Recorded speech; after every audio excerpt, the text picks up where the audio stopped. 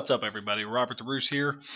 Got you a Black Ops 2 video today, TDM Tactics, Episode 1. We're going to be talking about the laser, engineer, and movement. I'll explain and get into each of those three things a little bit more. There's a look at the class I'm running. Primarily, you can see I'm rocking the Vector with, of course, the laser, the first point we're talking about here. I feel like just about any submachine gun has got to have the laser on it.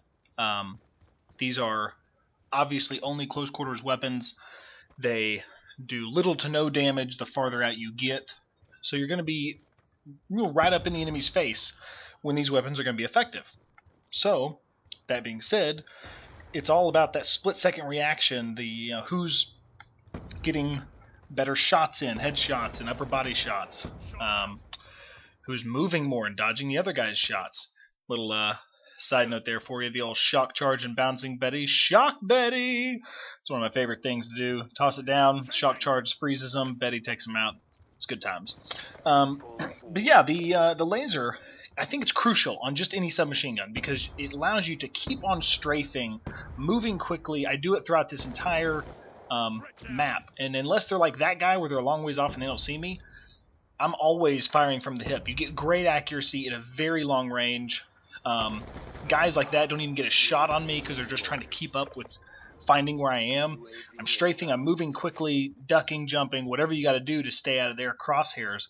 And it doesn't mean that you cannot run your other favorite attachments. You can run 2 or even with a wild card 3 attachments on your primary gun. So if you want a suppressor or some sort of sight or whatever, obviously you can do that. I think the laser is the most important one, though. I should really be dead right here. I'm not really sure what that guy was doing, but I'm glad I stayed alive. For me, if I can only have one, it's the laser. The only exception being maybe if I'm playing Search and Destroy, I might want a suppressor instead. But even then, with these light machine guns, if you can strafe and move quickly, you're going to win a lot of those close quarters engagements that you're going to be finding yourself in. And these things kill so quickly, it really is just a very powerful combination. Now, point number 2, you see right there, that little red glowing thing, of course, is an enemy equipment of some sort.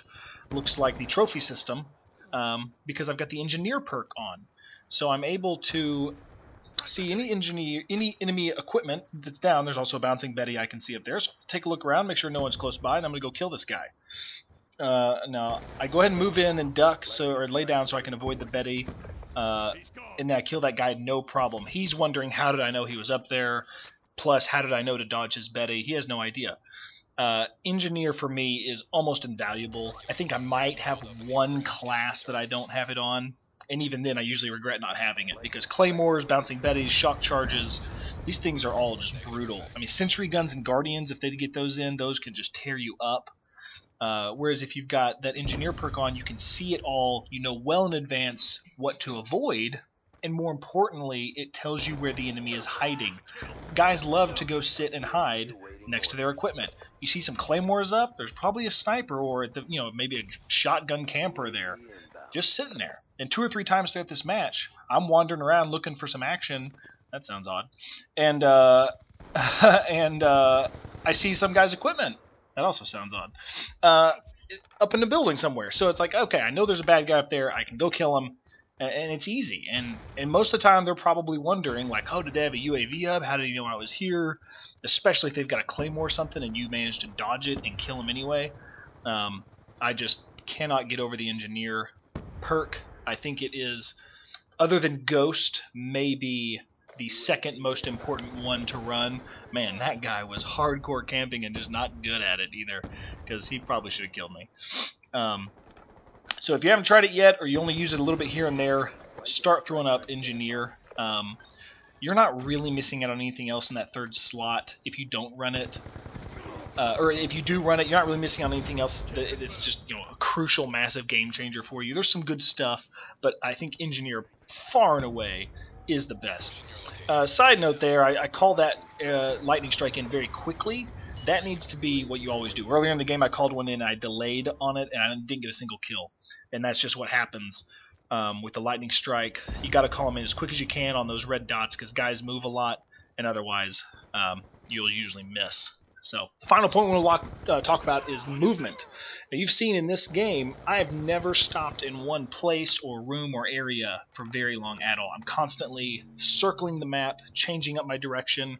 Occasionally, I'll pop into the middle of the map and do a little work, but I don't like that as much because there's a lot more areas for you to get flanked. It's a lot harder to cover every single kill zone that you're going to see. Whereas if you're on the outside of the map, flanking around, doesn't matter which direction you're going, you can really kind of guard yourself a lot better. And these guys, they're up in with their equipment hiding out. You know, the engineer gives them away, like I said earlier. And even if they don't have it, they're either A, not going to get any kills themselves because they're just hiding in a corner, or B, they'll get one or two, but then you know where they are, and you're going to go kill them every time. Me constantly moving, it's keeping the enemy guessing. They're always wondering, where is this guy? I'm always popping around the corner, you know, popping off some shots, taking a couple of them out, and then moving on immediately. So they are starting to do the thing where the guys love to do, where they call you a spawn camper, because I'm moving so much. Now, what, is that guy asleep or something? I should be dead again. It's like 3 times. You're moving so quickly, you're killing them, and you're usually staying ahead of the rest of your team, because guys don't normally do this. And you end up finding yourself where the enemy is spawning at, and it's not on purpose. You're not, you know, trying to glitch or, you know, work the system in some way. You're just moving a lot. And it's a beautiful thing when that starts happening, because they just don't know what way to turn. They start getting into panic mode. They feel like usually they end up camping even more because they see themselves doing terribly, and they're trying to do anything they can to salvage their round, which that only makes it worse. So move a lot, always stay running around.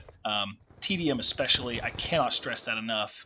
For this game mode, other than maybe being a sniper, which I usually don't do, there's not much of an excuse for sitting in one zone and not really doing much. Like this guy, that's just an easy giveaway. He has no idea what's going on, and if he's moving around, that doesn't happen.